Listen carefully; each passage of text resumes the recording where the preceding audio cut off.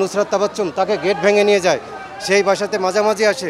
রাস্তার উপর যখন একটা অবৈধ স্থাপনা করা হয় তখন আমরা যে কোনো মুহূর্তে আমরা এই উচ্ছেদ কার্যক্রম পরিচালনা করি জনগণের দাবির প্রেক্ষিতে এবং আমাদের সিটি কর্পোরেশনের বিভিন্ন শুনানিতে জনগণের দাবি রাস্তাগুলো উন্মুক্ত করতে হবে, গেটগুলো ভেঙে দিতে হবে।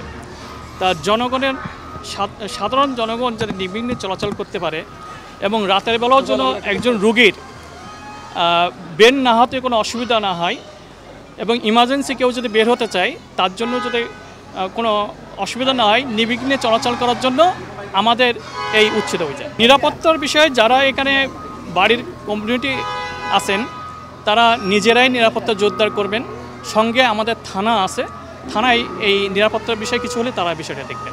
নিরাপত্তা যদি বিঘ্নিত হয় সেই সম্পর্কে নিরাপত্তা দেখার দায়িত্ব হলো আমাদের পুলিশ বিভাগের থানার। সেখানে সরাসরি তারা অভিযোগ করবেন এবং আশা করি পুলিশ বিভাগ এই ব্যাপারে ভূমিকা নেবে।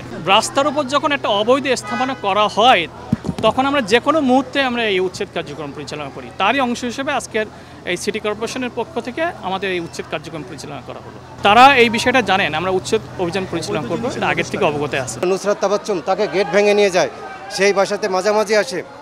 তারপরও পাশে বস্তি থাকার পরও এখানে বিভিন্ন বস্তি থাকার কারণে এবং এই রাস্তায় দেখবেন সব সময় বিভিন্ন বাইরের জুটিগুলো আসে, বিভিন্ন লোকজন এসে ঝামেলা করে। আমি মনে করি সরকারের এই বিষয়ে একটা দ্রুত পদক্ষেপ নেওয়া উচিত, যে গেট থাকলেও যাতে আশেপাশের মানুষের সমস্যা না হয় এবং এই জায়গায় যারা আবাসিক থাকে তাদের সমস্যা না হয়, এইভাবে গেটটা তৈরি করা।